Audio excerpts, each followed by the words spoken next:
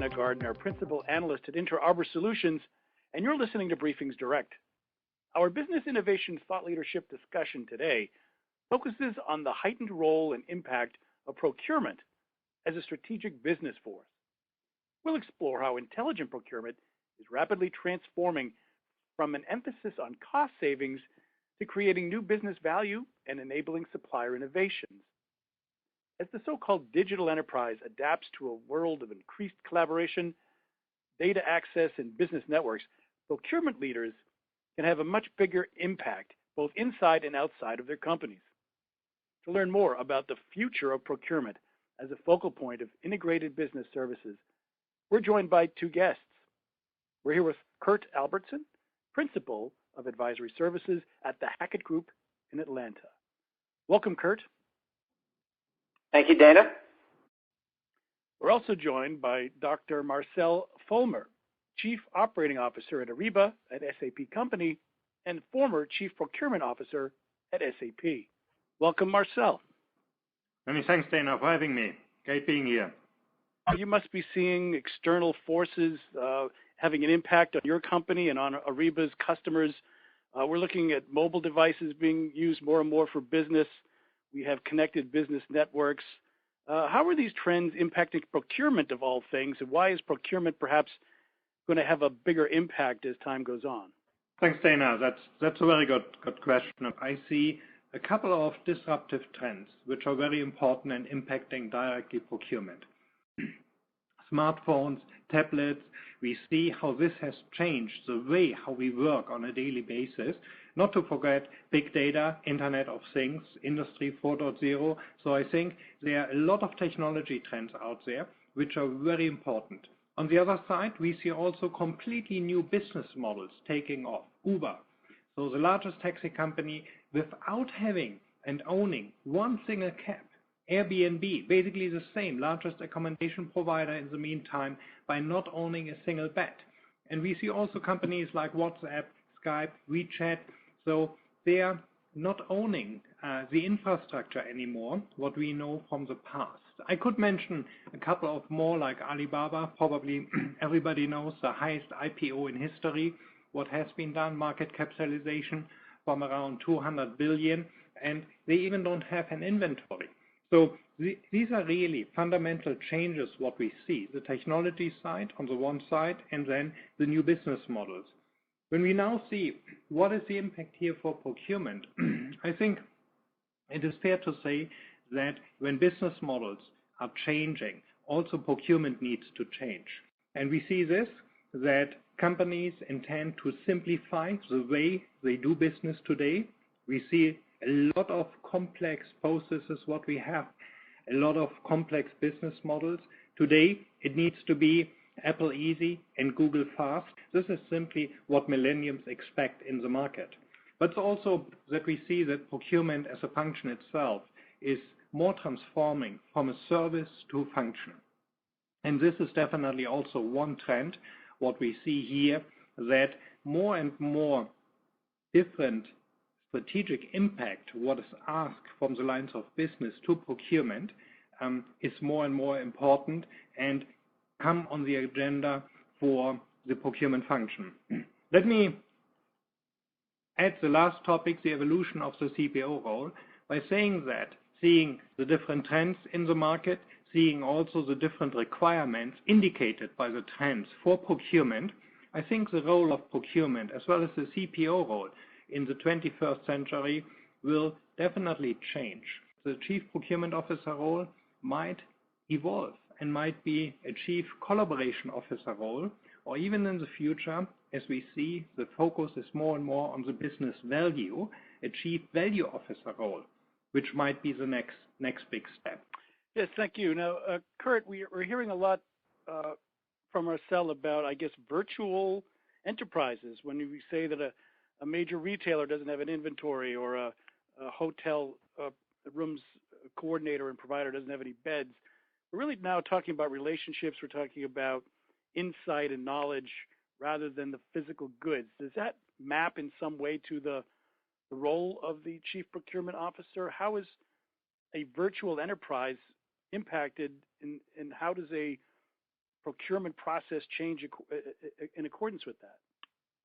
Yeah, thanks, Dana. And Marcel brought up some great points. Let me reference Hackett being a quantitative-based organization. Let me share with you some of the insights from a recent, very recent, like 2 weeks ago, key issue study that we did for 2016. And this is a study we do each year, looking forward across the market, and we're usually talking with the head of procurement about where the focus is, what's the priority, what's going to have the biggest impact on success. What capabilities are they building out? So let me just start at a high level here. A lot of the things that Marcel talked about in terms of elevating procurement's role and more collaboration and driving more value, we saw it quite strongly in 2015, and we see it quite strongly in 2016. When we looked in 2015, actually, when we did our key issue study, the number one objective of the procurement executive was to elevate the role of procurement to what we call a trusted advisor. And certainly you've heard that term before, and we actually put a very solid definition around it. But let me just say, achieving the role of a trusted advisor in itself is not the end game, but it does allow you to do other things like reduce cost, tap suppliers for innovation, become more agile as an organization, which was in the top 5 for procurement as well. Of procurement objectives. So when we look at this concept of the trusted advisor role of procurement, it's really about how do we, just as Marcel said, it's really about a lot of the procurement executives across multiple industries are really saying, how do we change the perception of procurement within the eyes of the stakeholders so that we can do more higher value type activities? And, for example, if you're focusing on cost, we talk a lot about the quantity of spend influence versus the quality of spend influence. And in fact, in our forum in October of this year, we had a very, very good discussion on that with our client base. We used to measure success of the procurement organization, certainly by cost savings, but also one of the key metrics a lot of our clients would look at is percent of spend influenced by procurement. But interesting enough, if you ask a lot of people, we have a fair formal definition around that, but when you ask everybody, you'll get a different definition from them in terms of how they define spend influence. So what we've realized, as world-class organizations are in the 95% range and 90% plus on the indirect side, non-world-class procurement organizations are lagging, in the 70% range in terms of influence.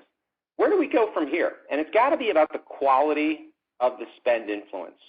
And what our data shows very clearly is world-class organizations, they are involved during the requirements and planning stages with their internal stakeholders much more often than non-world-class organizations, who are frankly usually involved either once a supplier has been identified or certainly to the most part at least once requirements are identified and the stakeholder already knows what they want. That's a really good, in both cases you're influencing, but in the world-class case, you're doing a much better job of quality of influence, and you can open up tremendous amounts of value. It changes the discussion with your internal stakeholders from, hey, we're here to, go out and competitively bid and help you get the best price, to, hey, let's have a conversation with what you are trying to achieve, and then let's help you go figure out with our knowledge and relationships and tool sets that we have around the supply markets and managing those supply markets, let us help you, get more value in terms of what you're trying to achieve. And a big component of that, when we ask organizations, okay, well, how do we become a trusted advisor? And we built out some frameworks around that. One of the key things is exactly what you just talked about. In fact, we did a kind of a forward-looking 10-year out procurement 2025 vision piece of research that we published a few months ago. And big data and analytics was a key component of that. And a big component of that is when we look at big data, a lot of the things Marcel already talked about, look, most procurement groups aren't very good at even doing basic spend analytics. Even with all the great solutions that are out there and processes, still when we look out in the market, there's still a lot of companies where they don't have line item level detail or they don't have, kind of a 90, 95% plus data quality with respect to spend analytics. We need to move way beyond that for procurement to really elevate its role within the organization. We need to bring we need to be looking out there at all the big data that's out there in these supply networks and across these supply networks and across to a lot of other sources of information. Everything, you got PDAs, you've got all kinds of information. We need to be constructively pulling that information together in a way that then allows us to marry it up with our internal information and do more analysis with that and come up and synthesize that data and then turn it over and sit down and provide it to our internal stakeholders in a way that's meaningful for them, in a way that's insightful, so that they can, then see how their businesses are going to be impacted by a lot of the trends out in the supply markets. Quite interesting, when we look at, and on that note, quite interesting when we look at, we asked a question this year, which I thought was interesting. We asked which trends will have the greatest transformational impact on the way procurement performs its job over the next decade. I'm shocked. 3 out of the top 5 have to do with technology, predictive analytics and forecasting tools, cloud computing, and mobility. The other 2, the global economy and millennial workforce. So mobility, predictive analytics, and forecasting and cloud computing are in the top 3, or in the top 5, along with the global economy and the millennial workforce. 2 other major topics that were in our forward-looking Procurement 2025 paper. So when we look at the trend that's going to have the greatest transformational impact, it is predictive analytics and forecasting tools in terms of how procurement performs its job over the next 10 years. That's big. Consider the fact that we aren't very good at just doing the basics around spend analytics right now, and we're saying we need to get a lot better to be able to predict what's going to happen in the future in terms of budgets based on what we expect to happen in supply markets and economies. We need to put in the hands of our stakeholders tool sets that they can then look at their business objectives and understand what's happening in the supply market, how that might impact it in 2 to 3 years. That way, when you look at some of the industries out there, when your revenue gets cut in more than half, almost within a year, you have a plan in place that you can then go execute on to take out cost in a strategic way as opposed to just taking a broad axe and kind of trying to take out that cost. Interesting. So being much smarter, much more analytic, and being proactive rather than reactive to what's going on inside your company. It's interesting, Kurt, because I talk to a lot of IT people, and they're doing more with the data and the analysis, and they want to elevate it to more people in the organization, like the chief procurement officer. It seems to me like Ariba is in a position to bridge these groups between what IT or data providers can bring out in terms of analysis and what these chief procurement officers are going to need in order to do their jobs differently. Marcel, do you see that? Do you see Ariba playing a role of the bridge between technology and business processes that the CPOs are going to be looking to have more insight from?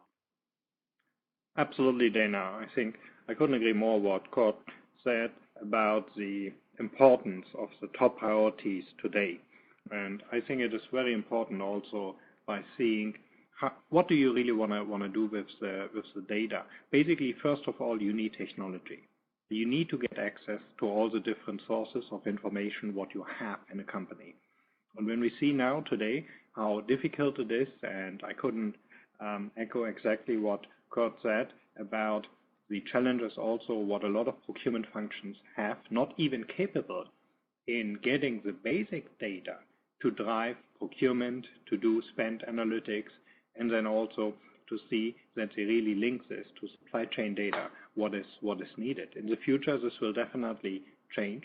But when you think about what you can do with the data by predictive analytics and then say, okay, a good time to buy based on the cycle we have seen is this time frame, and this should give you a good time to take a purchase decision and go to the market. And what do you need to do that? You need the right tools. You need spend visibility tools. You need access to the data to drive end-to-end transparency on all the data, what you have for the entire source-to-pay process.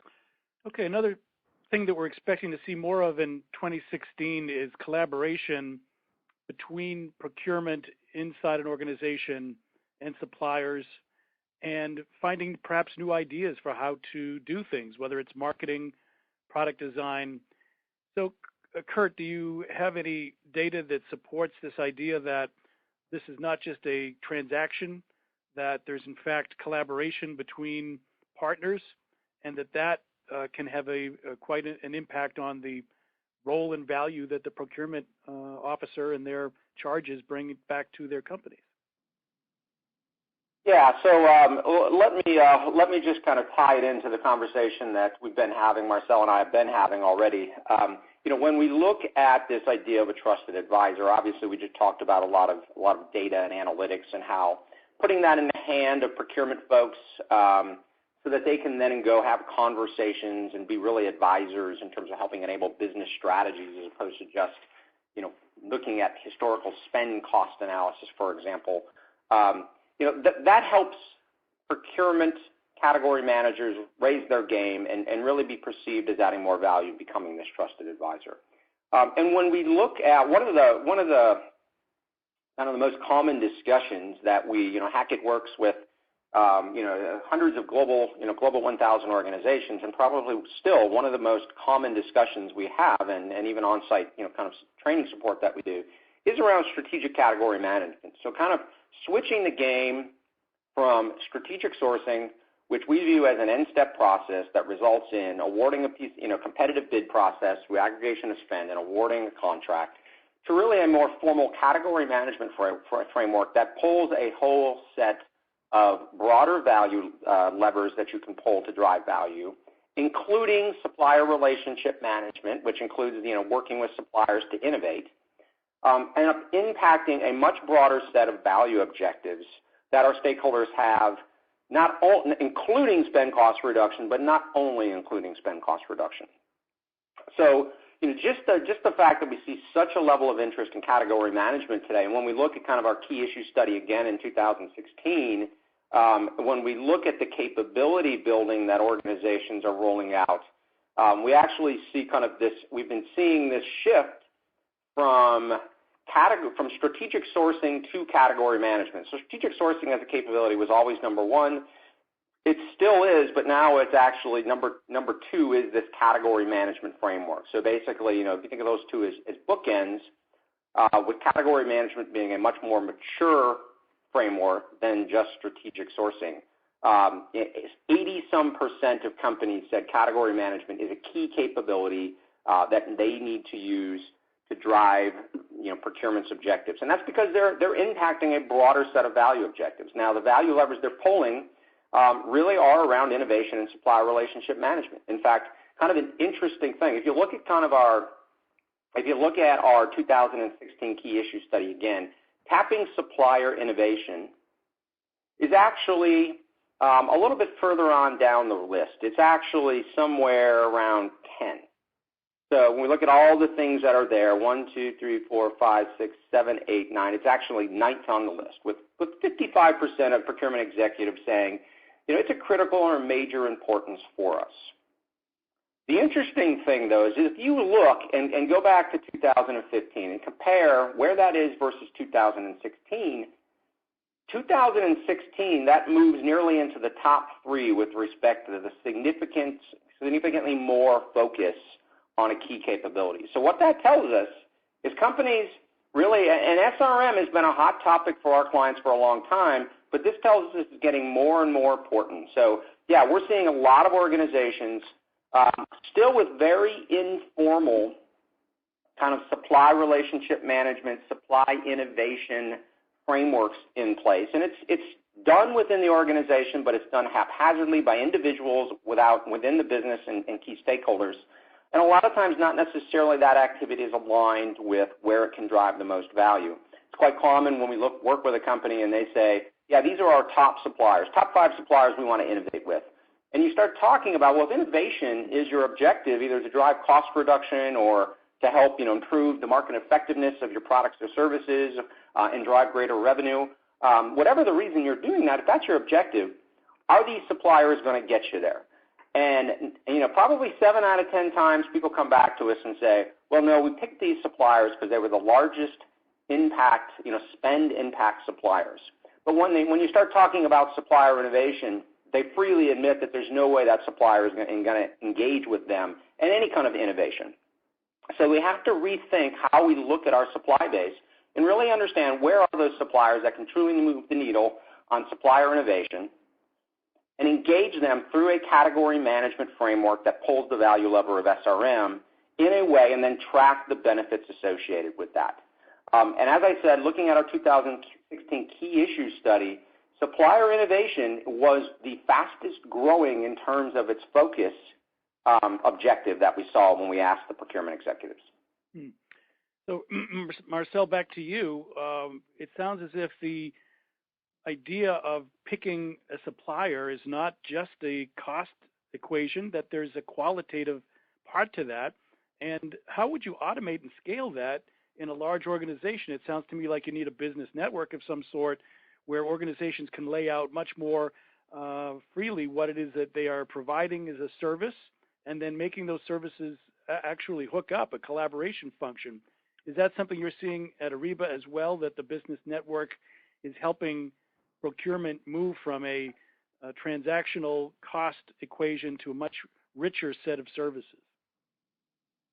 Absolutely, Dana. So business network plays a key role for us, for our business strategy, but also on how to help companies to simplify their complexity.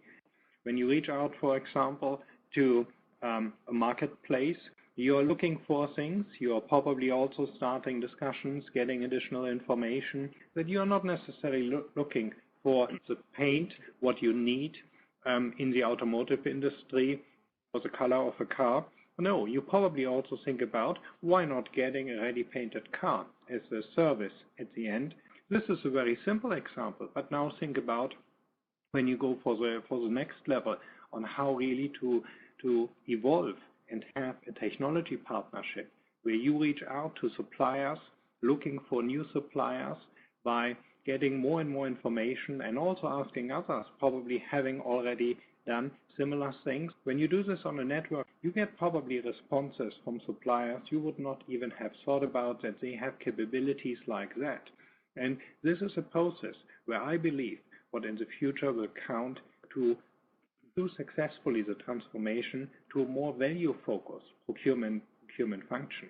And simplicity is definitely here key. You need to run simple, you need to focus on your business, and you need to get rid of the complexity. You can't have all the information and do everything on your own. You need to focus on your core competencies and help the business getting whatever they need to be successful from the suppliers, the right suppliers, out in the market to ensure you get the best price for the desired quality and ensure in-time delivery. The magic triangle of procurement, not a big secret.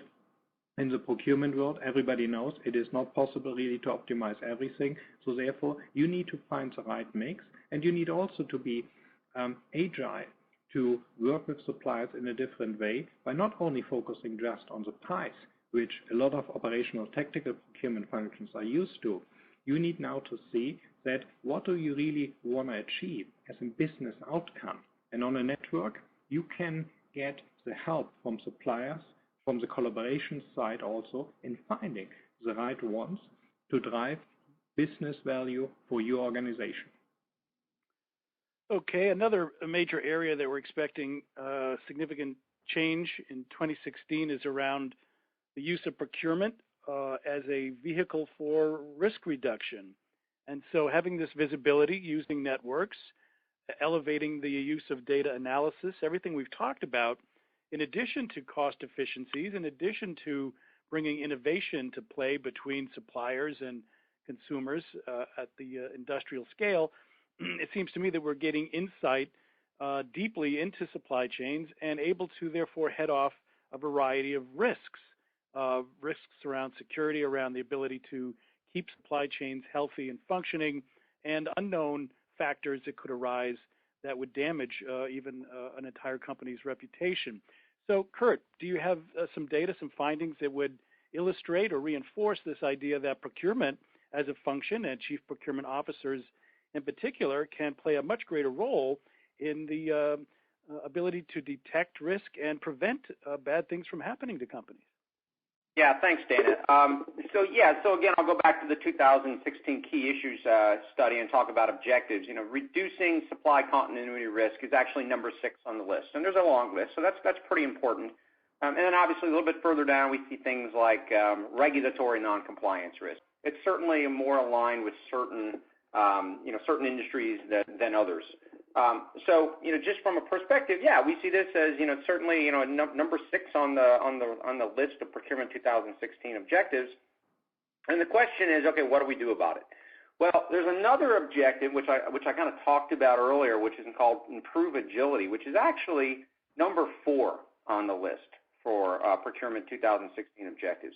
I kind of look at risk management and procurement agility kind of go hand in hand. And the way data helps support that is getting access to better information, really understanding where those risks are, and then being able to quickly respond, hopefully mitigate those risks. Ideally, we want to mitigate risk, and we want to be able to tap the suppliers themselves and the supply network to do it. In fact, when we look at kind of this idea of supply risk management, we've actually at Hackett in our 2025 procurement study actually kind of rebranded that as supplier network management. It's really about going beyond and just looking at a particular supplier and looking at all the suppliers that are out there in the network, their suppliers, so on and so forth, but then also tapping all the other partners that are participating in those networks and using them to help support your understanding and identification of where risk might be occurring proactively that you can take actions against it. So, it's actually one of the key cornerstones to our 2025 research. It's about using, tapping supplier networks and pulling information from those networks and other external sources, pulling that information into, some type of solution that can help you manage and analyze that information, and then actually presenting that to your internal stakeholders in a manner that helps them manage risk better. And certainly an organization like Ariba is in a good position to do that. That's obviously one of the major barriers just with this big data equation is how do we manage and analyze all this data? How do we make sense of it? And that's really where we see a lot of our clients struggling today. We've had some examples of clients that have really built out a supply risk management group inside their procurement organization as a center of excellence capability, purely to kind of pull this information that resides out in the market, whether it's supplier market intelligence, whether it's information flowing from networks and other network partners, marrying that information with their internal objectives and plans, and then synthesizing that information so that then they can go and put that information in the hands of category managers so the category managers can go and sit down with business leaders and have, fact-based opinions about what's going to happen in those markets from a risk perspective, whether we're talking about continuity of supply, whether we're talking about pricing risk and the impact on profitability or what have you. Whatever those risks are, being able to use that information, and it goes back to kind of elevating their role as a trusted advisor. The more information, insight you can put into their hands, the better. Now, obviously, when we look at some of the supply networks, there's a lot of information that can be gleaned out there. If you think about different buyers that are working with certain suppliers and getting information to them on supply risk performance, for example, which, to be frank, a lot of organizations still don't do a great job of when we look at the indirect side.